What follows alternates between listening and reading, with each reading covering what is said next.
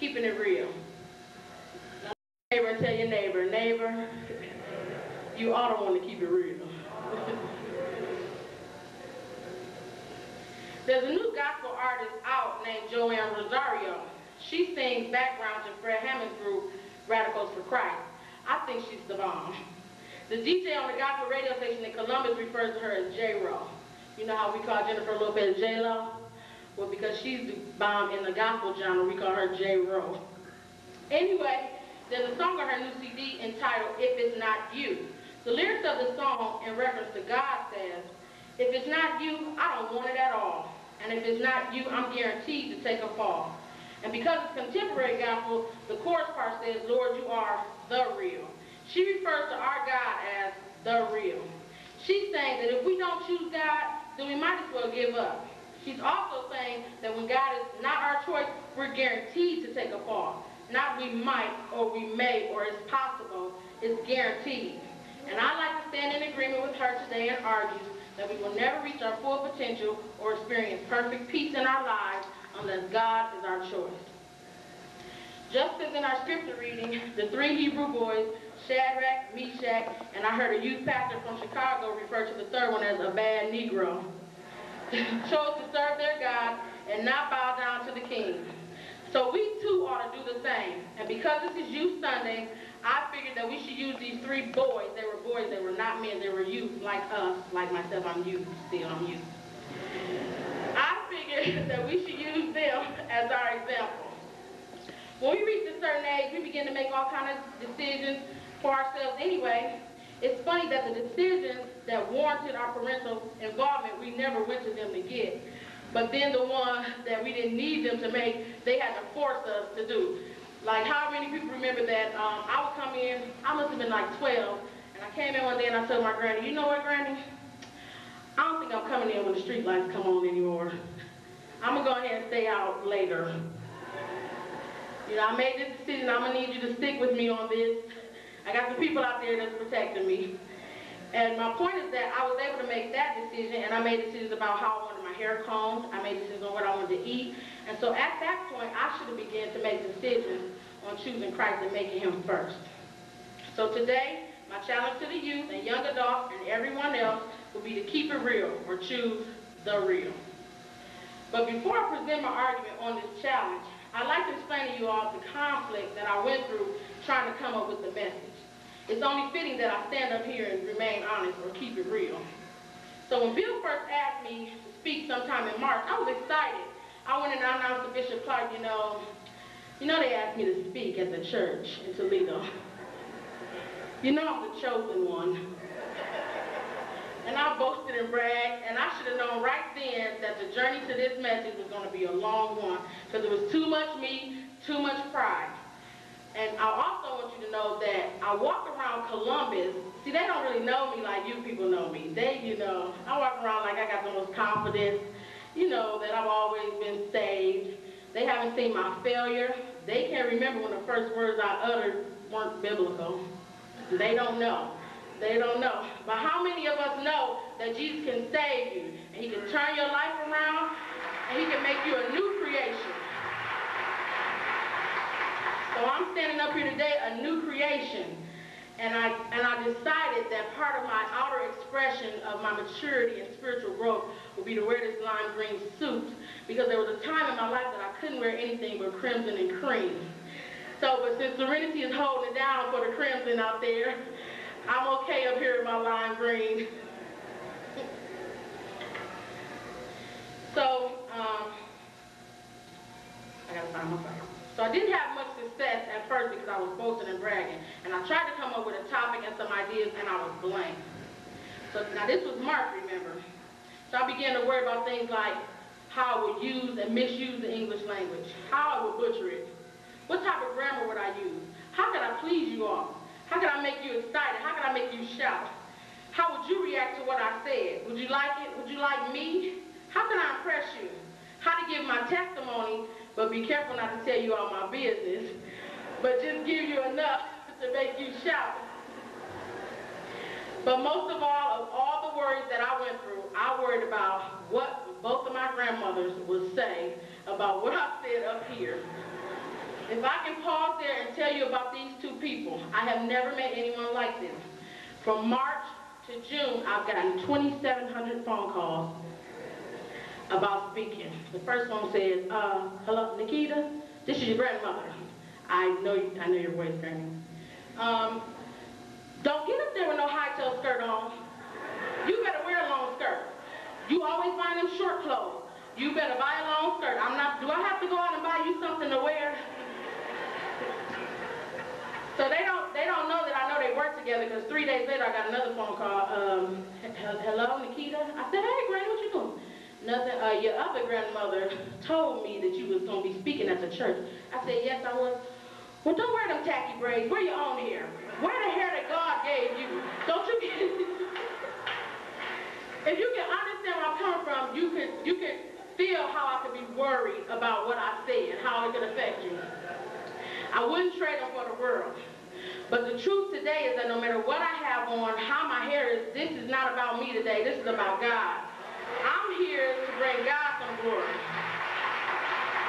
So I try to wear my long skirt, and this is my hair up here. But other than that, I'm here to bring God the glory.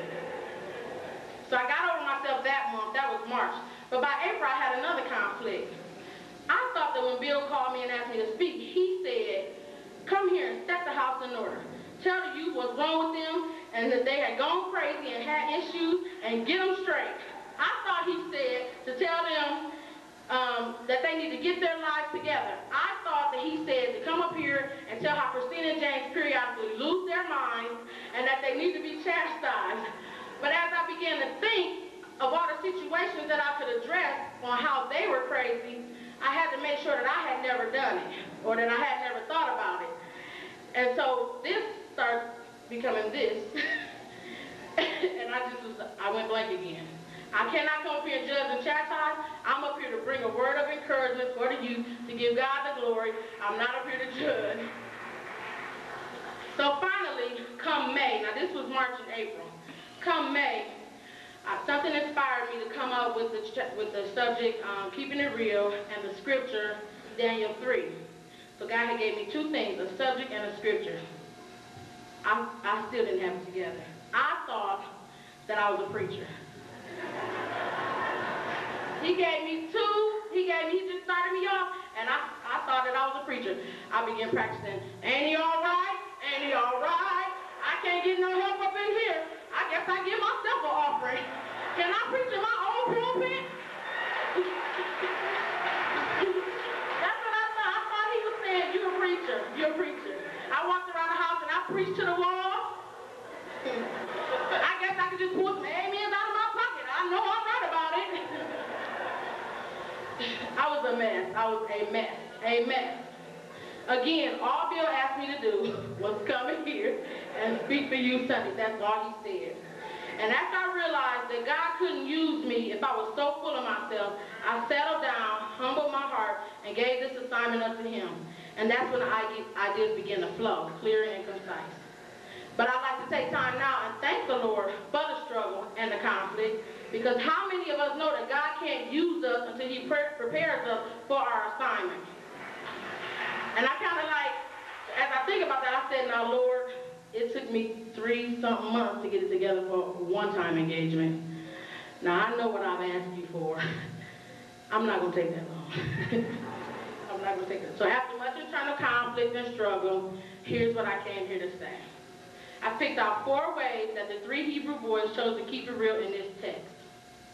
The first way, in verses 16 and 17, tell us that they trusted and believed in the only true and living God. They knew that if they trusted him, God will fight their battle. The verses say, Shadrach, Meshach, and Abednego replied, "O Nebuchadnezzar, we do not need to defend ourselves before you. If we are thrown into the blazing furnace, the God whom we serve is able to save us. He will rescue us from your power, your majesty." What I really liked about that verse is that they were respectful in refusing to bow down to the king's images. They said, no thank you, your majesty, no thank you, your majesty. But they were just still respectful. And it just struck me that even when having to disagree or defy the king, they remained respectful. So right now, I'd like to urge the teenagers and young adults to remember to remain respectful to those who are older than us, our parents. We need to, so often we forget who we're talking to. And I'm not making it acceptable to defy your parents in a respectable manner. I'm saying anytime we converse or communicate with them, we need to remain respectful. I've become close to some of the teenagers over the STEP team in Columbus, and when they speak to me in practice, it's one way, and we talk and we laugh, but when I call their houses or I see them, I speak to their parents, and they're giving them all that lip, I'm like, they just lost 12 cool points with me. But then I had to remember that I was a teenager once, and the truth is that I knew I was the most well-behaved in our household. I'm pretty sure, because Mikey and Tiara were crazy. And they were crazy. And so, but what tripped me out is that if I was the most well-behaved, why I get popped the most in the mouth? I couldn't figure that out. And then I would go over to Tanya's house and she would pop me. And then I would go somewhere else. I said, I must have a smart mouth. And it didn't get me anywhere. If I knew now what I knew then, I would have never let any of the flip stuff come out of my mouth. I can email Tina today, and if she asks me something and I email her and I say, what? Or something like that, if she detects that the tone of my email is flipped, she will email me back, do I need to come to Columbus and slap you? I'm 25 years old, I pay my own rent, and I'm still scared that she might pop me after we get off the, when this is all over. But I just urge us to please remain respectful. So often, as ambassadors for Christ, we need to remember that we are just that. There is a way to stand up for what we believe in and remain respectful. What did Christ do when he walked the earth? Christ didn't walk around boasting about who he was. He didn't do too much bragging on being God in the flesh. He let his actions prove his identity. How many of us make it our point to back up what we say, to practice what we preach, to let our actions speak for themselves? We as Christians have a job, and that is to let our light shine for the world to see that we know how to live right and not be ashamed, to show that we have a relationship with God. Now back to our point. The boys trusted God, according to verses 16 and 17, and they openly showed willingness to endure the ultimate punishment rather than deny their God. They realized that he indeed had the power to save them.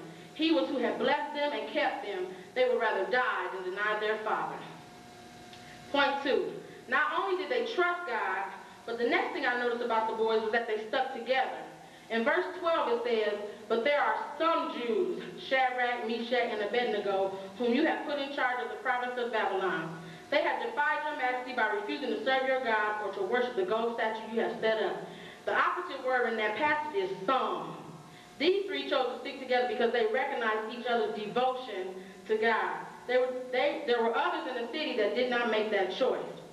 So I want to urge us to surround ourselves with Christian companions and friends. We need to be examples in our schools.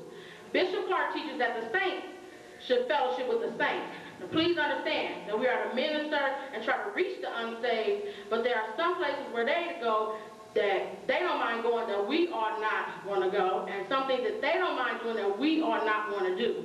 So we ought to let them see how much fun we can have living as Christians, to let our lifestyle be the ones that are modeled and envied.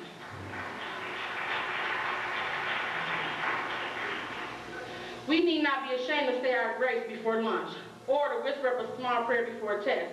Because wait till you get to college. Miss Jessica, wait till you get to college. You're gonna be organizing prayer vigils for classes.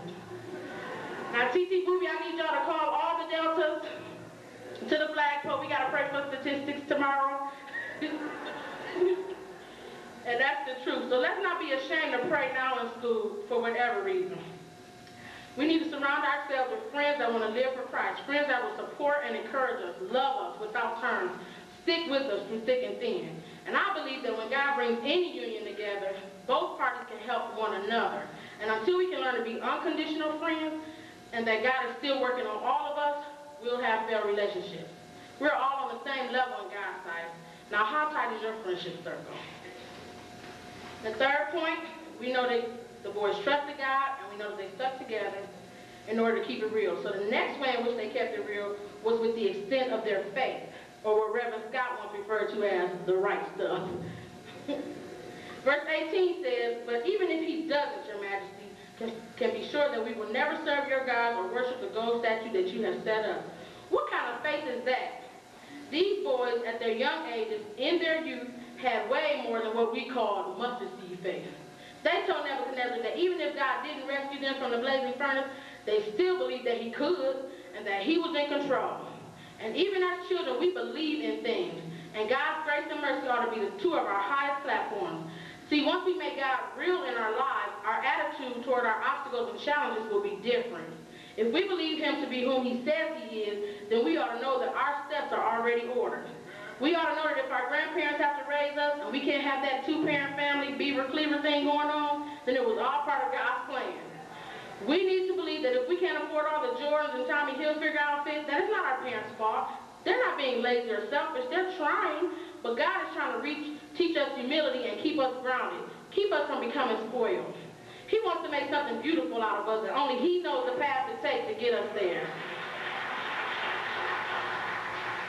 We need to have faith to believe that when we lose a loved one, they're not dead. They have just begun to live. They're in heaven with Jesus, and they wouldn't come back here if we begged them.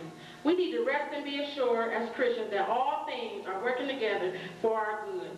And we need to give God praise and honor for all things, not just when they are going good, when we get a new car, or when our business takes off, but even when we're in the valley. Bishop always teaches us that the valleys are only temporary, how having faith can alter our attitudes in those times, how believing that God is in control can ease our pain and worry. How much faith do we have today? So they trusted God, they stuck together, they practiced faith, and finally Shadrach, Meshach, and Abednego kept it real by praising God at all times. Verse 25 says, "Look," Nebuchadnezzar shouted, "I see 4 men unbound, walking around in the fire. They aren't even hurt by the flames, and the fourth looks like a divine being." Now, if I can use my spiritual imagination, I suggest that the boys and the angel wasn't walking around the blazing furnace. I suggest it was two-steppers.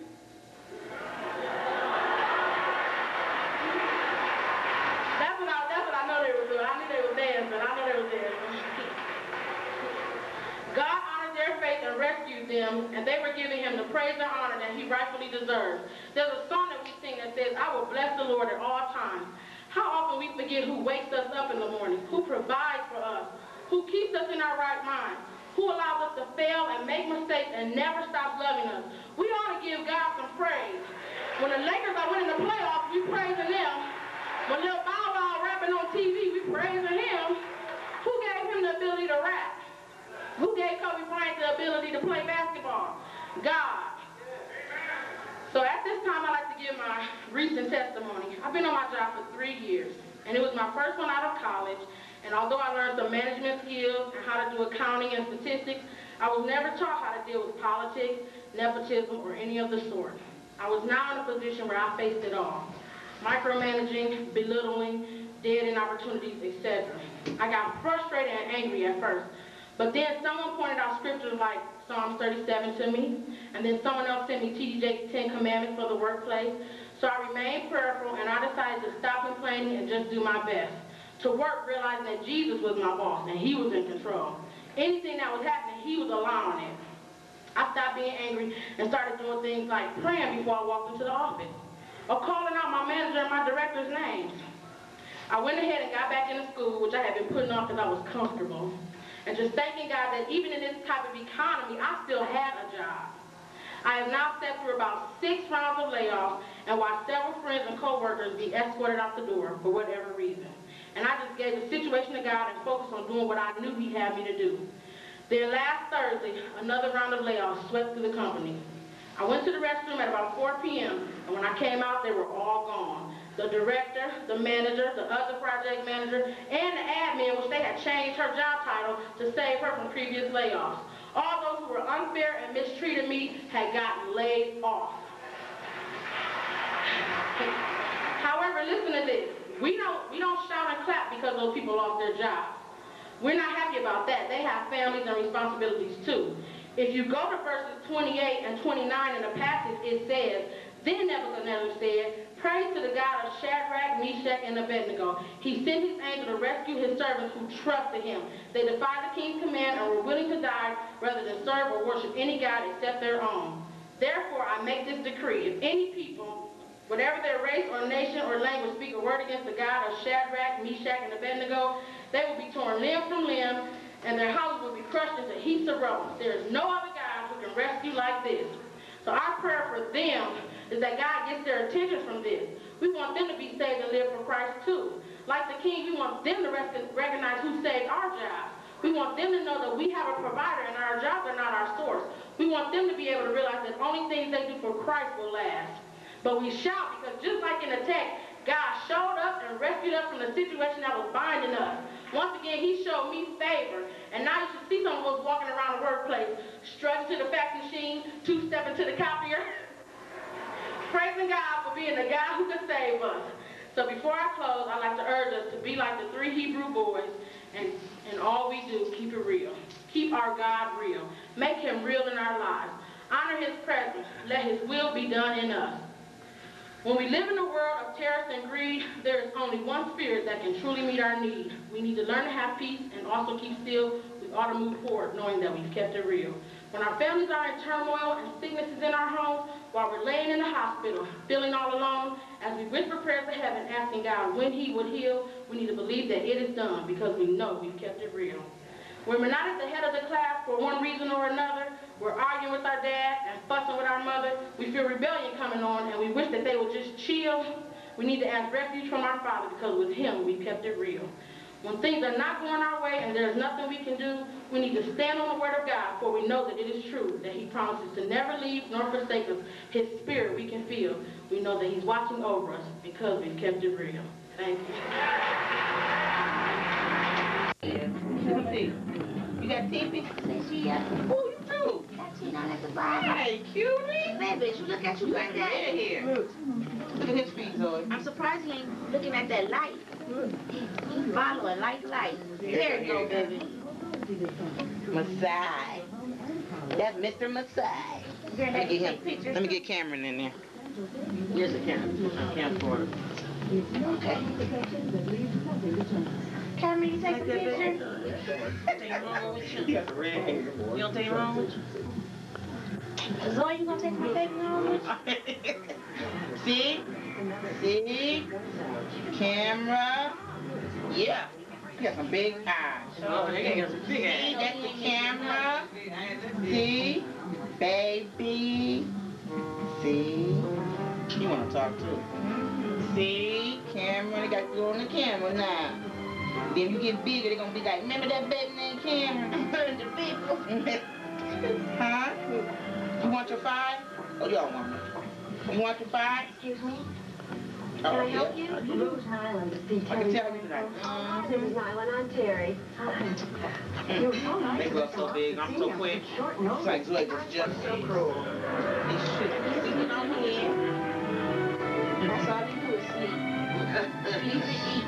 That's a good age when they do that. What did we take a little so long? What kind of job that is? I could rock him to sleep. You got a lot of milk. That's a good sign. I did too. I When we go out, I pump. No. Then, like, when we be at home, I still be in the bottle sometimes. It's just like in the middle of the night. You know, just... Right, you ain't got time for it. That's good. I wish I would have did it. I did a second job. But after I had it, then I got discouraged. Like, I don't want to do it. But it's like, you don't have to. I don't want to go no similar. So he is what really encouraged me to breastfeed. That's good. You got all your body defenses. Yeah. I got the job.